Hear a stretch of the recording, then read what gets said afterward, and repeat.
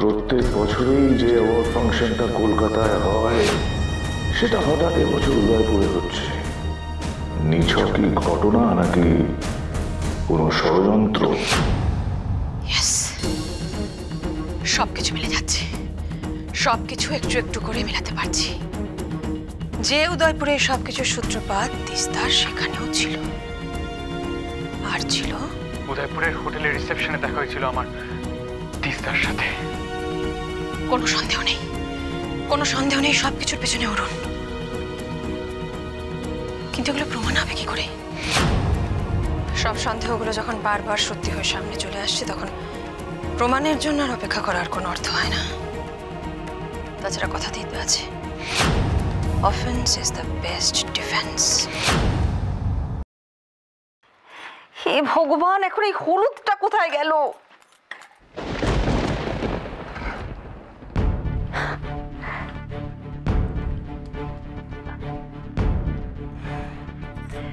কি যে বলবো কনক, একে তো জানি না এ বাড়িতে কোন জিনিসটা কোথায় থাকে, তার উপর দেখো আমি আবার এতগুলো লোকের রান্নার ভার নিয়ে নিয়েছি। ভগবানই জানে কি হবে আজকে। শরতেস্তা আমি করে দিচ্ছি। এমা, না না, তুমি কেন করবে? এই বাড়িতে সবকিছু ঘড়ি ধরে হয় তিস্তা, খাবার সময় খাবার না পেলে সমস্যা হবে। হ্যাঁ, কিন্তু দেখো আমি কত বড় মুখ করে সবাইকে বললাম না যে আমি নিজে রান্নাটা করব। এখন যদি তুমি সব করে দাও তাহলে তো আমাকে কেউ কথা শোনাতে ছাড়বে না। কেউ জানবে না, নিশ্চিন্ত থাকো।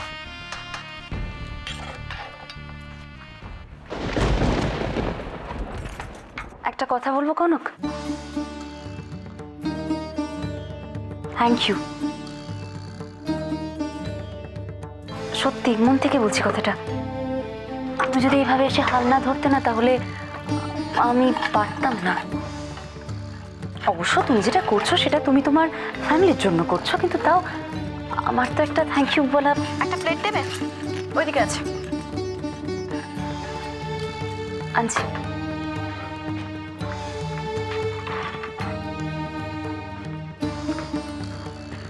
Thank you. আচ্ছা কনক, আমরা এটা একটু বেশি ছেলে মানুষই করে ফেলছি না? মানে কি বলতো, বাচ্চাদের মতো একটা চ্যালেঞ্জ করলাম দুজনকে। না, আমি বলছি যে এই চ্যালেঞ্জের কি কোনো প্রয়োজন আছে? মানে কি দরকার সত্যি মিথ্যে এগুলো নিয়ে বেশি? তুমি ভালো নেই কনক, আর আমি তো তোমার মতো হতে চাইছি। তাই আমি বলছিলাম যে আচ্ছা এই চ্যালেঞ্জের ব্যাপারগুলো থাক, চলো না আমরা দুজনে এখানে শান্তিতে থাকি।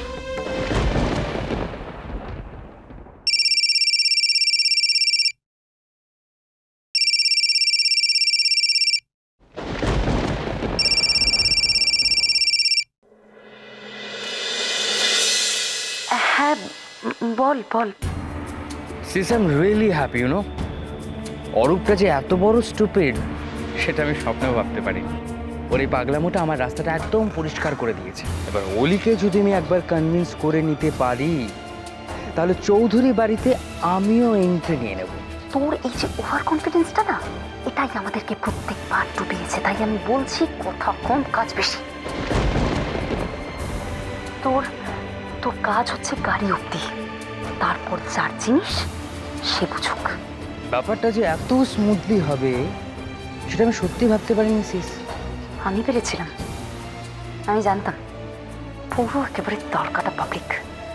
শুধু না সময় মতো একটু উস্কে দিতে হয়, তাহলেই যেভাবে আমার কাজটা হয়ে গেছে তোর কাজটাও হয়ে যাবে।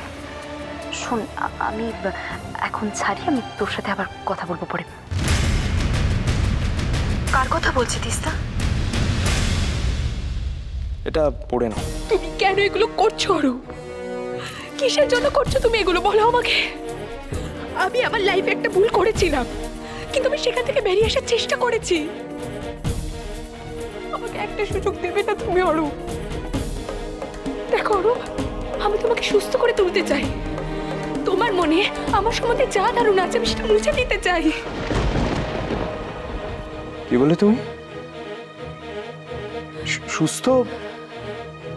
তোমার কি আমাকে অসুস্থ মনে হয়?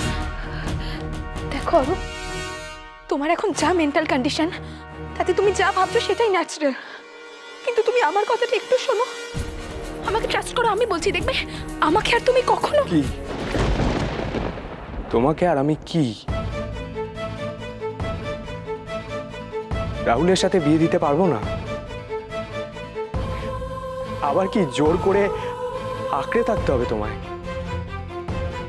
চিরকাল একা বড় হয়েছি বলে কি আমাকে এতটা দুর্বল মনে হয় তোমার অলি? নিজের স্ত্রীর ওপর দুর্বলতা থাকাটা অন্যায় নয়, কিন্তু তুমি এখন যেগুলো করছো সেগুলো খুব বড় ভুল। আমার কথাটা শোনো, আমি শুধু তোমাকে ভালোবাসি। মিথ্যে বলছো তুমি, মিথ্যে বলছো।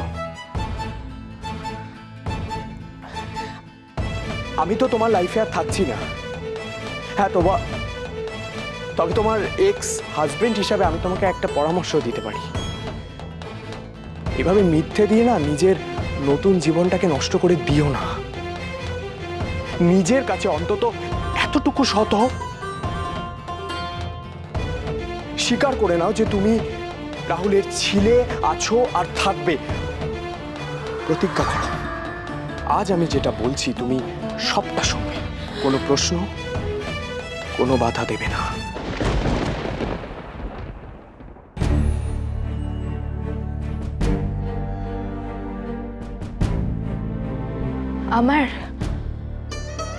আমার লাইফটা গোছাতে গিয়ে আমাকে কত বড় একটা শাস্তি দিচ্ছ বুঝতে পারছো না, তাই না? তুমি আমাকে কোনোদিনও বোঝোনি, বুঝবেও না। আমি তোমাকে কোনো জোর করছি না, কিন্তু আজ তোমার কাছে এইটুকুই অনুরোধ আমার, এই অনুরোধগুলো অন্তত রাখো।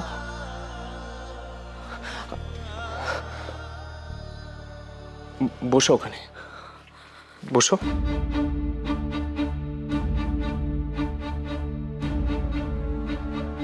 আমি তোমাদের আলাদা করিয়েছিলাম, আজ আমি তোমাদের মেলাবো। বৌরানী একটা কথা বলে,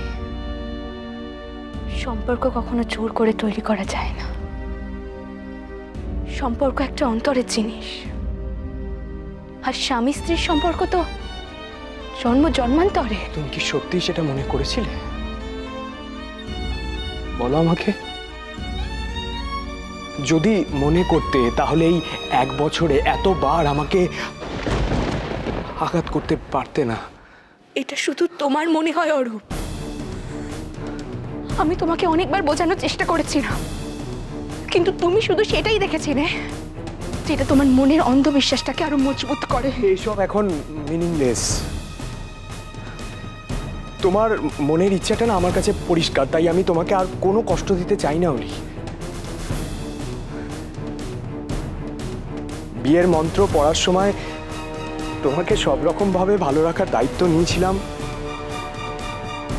এখন যদি এটাই তোমার ভালো থাকা হয়, তাহলে রাহুলের হাতে তুলে দেওয়াটাও আমার দায়িত্ব।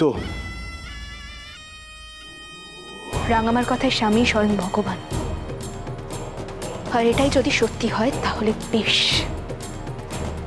তুমি যা বলবে আমি শুনবো, কোনো বাধা দেব না, কোনো প্রশ্নও করব না। কিন্তু রাঙামার বৌরানীর বিশ্বাস যদি সত্যি হয়, তাহলে আজই প্রমাণ হয়ে যাবে অলি আসলে কার আর কাকে ভালোবাসে।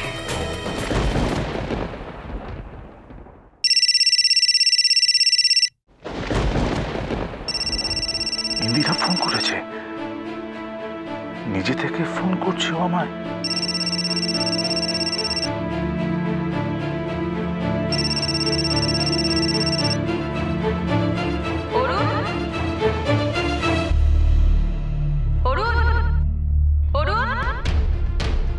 ইন্দিরা, ইন্দিরা, তুমি কোথায়?